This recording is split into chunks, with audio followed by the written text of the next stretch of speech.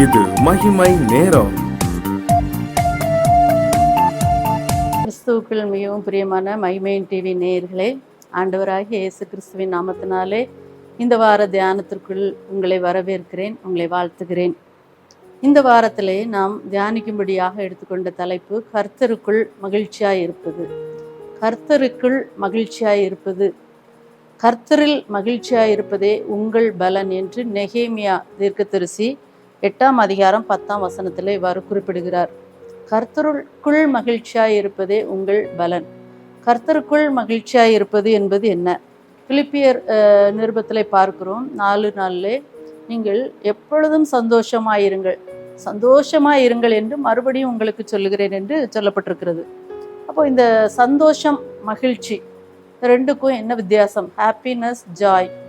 இந்த சந்தோஷம், மகிழ்ச்சி இது ஒன்றே ஒன்று தொடர்புடையது. ஆனால் ஒரு சில வித்தியாசங்கள் இதில் காணப்படுகிறது. சங்கீதக்காரன் 85வது சங்கீதத்திலே தாவீது இவ்வாறு சொல்லுகிறார், உமது ஜனங்கள் உம்மில் மகிழ்ந்திருக்கும்படி நீர் எங்களை திரும்ப உயிர்ப்பிக்க மாட்டீரோ. உமது ஜனங்கள் உம்மில் மகிழ்ந்திருக்கும்படி நீர் திரும்ப எங்களை உயிர்ப்பிக்க மாட்டீரோ. மகிழ்ச்சி என்பது நாம் ஒரு உள்ளத்தின் ஆழத்திலிருந்து வரக்கூடிய ஒன்று. ஆகவே தான் நான் சொன்னேன், சந்தோஷம் மகிழ்ச்சி என்பதில் ஒரு சில வேறுபாடுகள் இருக்கிறது. சந்தோஷம் என்பது ஒரு சந்தோஷமான நிகழ்வுகள் நடக்கும்போது போய் கேட்பாங்க, என்ன ஹாப்பியாக இருக்கீங்களா, சந்தோஷமாக இருக்கீங்களா அப்படின்னு கேட்பாங்க. இதே நேரத்தில் இந்த மகிழ்ச்சி என்பது நம்மை சுற்றி நடக்கிற நிகழ்வுகளை பொறுத்து அமைவது அல்ல, இந்த உலகத்துக்குரியது அல்ல. சந்தோஷம் என்பது இந்த உலகத்துக்குரியது, இந்த உலகத்தின் உணர்வுகளுக்கு சம்பந்தப்பட்டது. ஆனால் மகிழ்ச்சி என்பது உணர்வுகளுக்கு அப்பாற்பட்டது, நம்ம ஆத்மா ஆன்மீகத்தோடு சம்பந்தப்பட்டது. இந்த சந்தோஷம் என்பது அந்த நேரத்தில் நம்முடைய மனப்பான்மையை பொறுத்து அமைகிறது. ஆனால் மகிழ்ச்சி என்பது நாம் ஆண்டவரோடு இருக்கும்போது நமக்கு கிடைக்கக்கூடிய ஒரு மனதை பொறுத்து இல்லாது, அது ஆன்மாவை பொறுத்து அமைகிறது. இந்த மகிழ்ச்சி நம்முடைய ஆத்மாவிலே, நான் மறுபடியும் அதை உங்கள்கிட்ட சொல்லுகிறேன், சரீரத்தில் உலகத்தில் அல்ல, நம்முடைய ஆத்மாவிலே நம்மளை மிகவும் பலமுள்ளதாக மாற்றுகிறது. இந்த மகிழ்ச்சி நம்முடைய ஆத்மத்திலே நம்மை பலவான்களாக மாற்றுகிறது.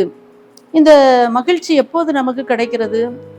தாவீது சொல்லுகிறார், கர்த்தருடைய ஆலயத்துக்கு போவோம் வாருங்கள் என்று போது நான் மிகுந்த மகிழ்ச்சியாக இருந்தேன் என்று. அந்த மகிழ்ச்சி ஆலயத்தில் கிடைக்குது. அதனால தான் பழைய ஏற்பாட்டில் லேவியராகமம் 23:40 இவ்வாறு சொல்லுகிறது, உங்கள் தேவனாகிய கர்த்தருடைய சந்ததியில் 7 நாளும் மகிழ்ச்சியாயிருங்கள். உங்கள் தேவனாகிய கர்த்தருடைய சந்ததியில் 7 நாளும் மகிழ்ச்சியாயிருங்கள். அதாவது அன்றைய காலகட்டங்களில் நீங்கள் பார்ப்பீர்கள் என்றால், பண்டிகை கொண்டாடப்படும் போது ஆலயத்திலே மக்கள் மிகவும் தங்கள் மகிழ்ச்சியாக காணப்படுவார்கள். இயேசு கிறிஸ்து சொல்லுகிறார், இந்த உலகத்திலே நான் வாழும்போது என்னுடைய சந்தோஷம், என்னுடைய மகிழ்ச்சி உங்களில் நிறைவாய் இருக்கும்படிக்கு நான் இவைகளை உங்களுக்கு சொல்லுகிறேன் என்று சொல்லுகிறார். என் சந்தோஷத்தை நிறைவாய் அடையும்படி உலகத்தில் இருக்கையில் இவைகளை சொல்லுகிறேன் என்று யோவான் 15:11 சொல்லுகிறார். அப்போ ஆண்டவர் நமக்கு கொடுக்கிற சந்தோஷம்தான் அது நம்மில் நிலைத்திருக்கிற மகிழ்ச்சியாக இருக்கிறது. இந்த மகிழ்ச்சியை நாம் எப்படி பெறலாம்? எப்படிப்பட்ட மகிழ்ச்சி நம்முடைய இருதயத்திலே நமக்கு நிலைத்திருக்கிறது, நிரந்தரமாக இருக்கிறது என்பதை நாம் இந்த வருகிற நாட்களிலே தியானிப்போம்.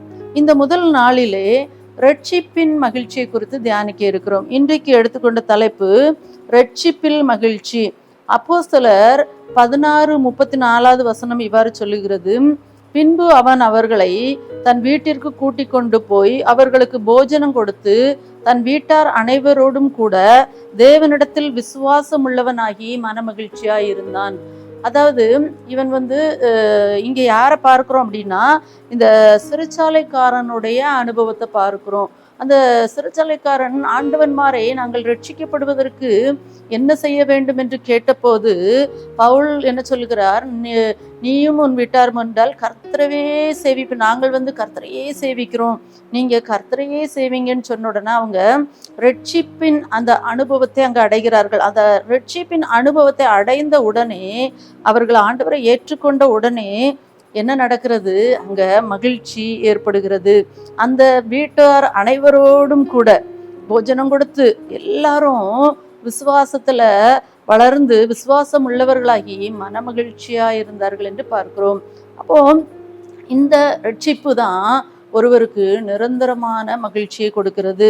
ஏசாயா தீர்க்கதரிசி இவ்வாறு எழுதுகிறார் 12ஆம் அதிகாரம் 2:3, இதோ தேவனே என் ரட்சிப்பு, நான் பயப்படாமல் நம்பிக்கையாய் இருப்பேன், கர்த்தராகிய யெகோவா என் பலனும் என் கீதமுமானவர், அவரே எனக்கு ரட்சிப்புமானவர், அவரே எனக்கு ரட்சிப்புமானவர், நான் பயப்படாமல் இருப்பேன். பாருங்க, அந்த ரட்சிப்புங்கிற மகிழ்ச்சி உள்ள வந்த உடனே பயம் அவர்களை விட்டு நீங்கி போகிறது.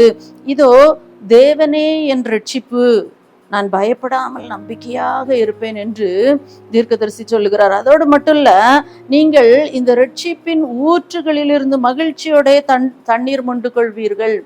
அத ஊற்றாக, அந்த ரட்சிப்பு என்பதை அந்த மகிழ்ச்சியின் ஊற்றாக அங்கு அவர் வெளிப்படுத்துகிறார். இந்த ஊற்று ஒவ்வொரு நாளும் ஆண்டவராகிய இயேசு கிறிஸ்து நமக்கு கொடுக்கிற இந்த ரட்சிப்பு என்னும் ஊற்றை நாம் மொண்டு கொள்ள அழைக்கப்படுகிறோம், நாம் எடுத்து பருகும்படியாக அழைக்கப்படுகிறோம். ஆகவே தான் வேதம் இவ்வாறு சொல்லுகிறது, கிறிஸ்து நமக்கு அருளிய ரட்சிப்பை நீங்கள் அனுதினமும் தொடர்ந்து அனுபவியுங்கள். நாம் ஒவ்வொரு நாளும் ரட்சிக்கப்படுவது தேவனுடைய சித்தமாக இருக்கிறது. நாம் ஒவ்வொரு நாளும் அவரை நோக்கி பார்க்க வேண்டும். நம்ம உலக பிரகாரமாக சுற்றி நடக்கிற காரியங்களை குறித்து நாம் கவலைப்படாமலாகவே தான் ஆபகு என்னும் தீர்க்கதரிசி எழுதுகிறார், அத்திமரம் துளிர் விடாமல் போனாலும் திராட்சை செடி பலன் இல்லாமல் போனாலும் நான் கர்த்தருக்குள் மகிழ்ச்சியாய் இருப்பேன், என் தேவனுக்குள் களி கூறுவேன். நாம் ஆசீர்வாதம் இருக்கோ இல்லையோ, நன்மைகள் இருக்கிறதோ இல்லையோ, ஆம், நமக்குள் இயேசு கிறிஸ்து இருப்பதால், அவருடைய ரட்சிப்பு நமக்குள் இருப்பதால் நாம் களிகூற மகிழ்ச்சியோடு இருக்க அழைக்கப்பட்டிருக்கிறோம். ஆபிரகாம் ஆகவேதான் சொன்னார், உங்கள் பிதாவாகிய ஆபிரகாம் என் நாளைக்கான ஆசையா இருந்தான், கண்டு களி கூர்ந்தான் என்று யோவான் 5 சொல்லப்பட்டிருக்கிறது. ஆபிரகாம் இயேசு கிறிஸ்து பிறந்த காலத்துல இருந்தாரா அப்படின்னா இல்ல. ஆனால் இயேசு கிறிஸ்து என்ன சொல்றாரு, தேவன் உருவாகும் போது, தேவன் இருக்கும்போது, தேவன் உருவாகல, அவர் நித்தியமாக இருக்கிறார், அவருக்கு ஆரம்பமும் இல்லை முடிவும் இல்லை. ஸோ அவர் சொல்றாரு, ஆபிரகாம் என்னுடைய நாளைக்கான ஆசையா இருந்தான், கண்டு களி கூர்ந்தான். அதே போல மரியாள் சொல்லுகிறாள், என் ஆவி என் தேவனாகிய கர்த்தரில் களி கூறுகிறது. ஆண்டவர் ஆலயத்துக்கு எடுத்துட்டு போன உடனே அவ அந்த ரட்சிப்பின் சந்தோஷத்தை, ஆண்டவர் ரட்சகராகிய இயேசு நம் மூலமாக இந்த உலகத்தில் வெளிப்பட்ட சந்தோஷத்தை அவள் உணர்ந்து சந்தோஷமாக பாடுகிறாள். இந்த ரட்சிப்பு என்பது தலைச்சிராவாக வேதம் சொல்லுகிறது. எபேசியர் 6:17 இந்த ரட்சிப்பு என்பது நம்முடைய தலைச்சிரா, இது நமக்கு ஒரு பாதுகாப்பு கவசம். இந்த உலகத்துல நம்ம காப்பாற்றப்பட்டிருக்கிறோம், நாம் விடுதலையாக்கப்பட்டிருக்கிறோம், நாம் ரட்சிக்கப்பட்டிருக்கிறோம் என்ற இந்த கவசத்தை ஒவ்வொரு நாளும் நாம் உணர்ந்து இந்த இவ்வளவு பெரிதான ரட்சிப்பை குறித்து அனுதினமும் நாம் தியானித்து கொண்டு இருக்கும் போது நிச்சயமாகவே ஆண்டவர் நம்மை ஆசீர்வதிப்பார். சங்கீதம் 35:9 இவ்வாறு சொல்லுகிறது, என் ஆத்துமா கர்த்தரில் களி கூர்ந்து அவருடைய ரட்சிப்பில் மகிழ்ந்திருக்கும். சங்கீதக்காரனுடைய அனுபவம் நம்முடைய அனுபவமாக மாறும்படி ஜெபிப்போமா? ஜெபம். எங்களை நேசிக்கிற நல்ல ஆண்டவரே, உம்மை துதிக்கிறோம்ப்பா. ஆண்டவரே, நாங்கள் எப்பொழுதும் உமக்குள் மகிழ்ச்சியாய் இருக்கும்படியான கிருபைகளை நீங்க தருகிறீங்க, அதற்காக நன்றி அப்பா. இந்த உலகத்தின் சந்தோஷத்தை காட்டிலும் நீர் கொடுக்கிற ஆண்டவரே, மாறாத ஆண்டவரே, அந்த சந்தோஷத்தை, மகிழ்ச்சியை, அந்த விடுதலையை, அந்த ரட்சிப்பை ஒவ்வொருவரும் அனுதினமும் கொண்டாடும்படியாக, அனுதினமும் அனுபவிக்கும்படியாக, அனுதினமும் மகிழ்ந்திருக்கும்படியான கிருபைகளை கேட்டுக்கொண்டிருக்கிற ஒவ்வொருவருக்கும் தர வேண்டும் என்று செபிக்கிறோப்பா. இந்த ரட்சிப்பின் அனுபவத்துக்குள் வராத உம்முடைய பிள்ளைகளுக்காக செபிக்கிறோம் தகப்பனே. நீர் இழுத்து கொள்ளாவிட்டால் ஒருவரும் இடத்தில் வர முடியாதப்பா. இந்த உலகத்துல இருக்கிற ஒவ்வொரு ஆத்துமாவையும் நீங்க நேசிக்கிறீங்க, எல்லாரையும் ஆண்டவரை நீங்க எல்லாரிடத்திலும் அன்பு குறிங்க, எல்லாருடைய ஆண்டவரை பாவங்களுக்காகவும் இந்த உலகத்துல நீங்க ரத்தத்தை சிந்திருக்கீங்க ஆண்டவரே. விசேஷமாக இதை பார்த்து கொண்டிருக்கிற, கேட்டுக்கொண்டிருக்கிற உங்களுடைய பிள்ளைகள் இந்த ரட்சிப்பின் அனுபவத்துல அனுதினமும் மகிழ்ந்து களி கூறும்படியான கிருபையை தாங்க. இயேசுவின் மூலம் ஜெபிக்கிறோம் நல்ல பிதாவே, ஆமென்.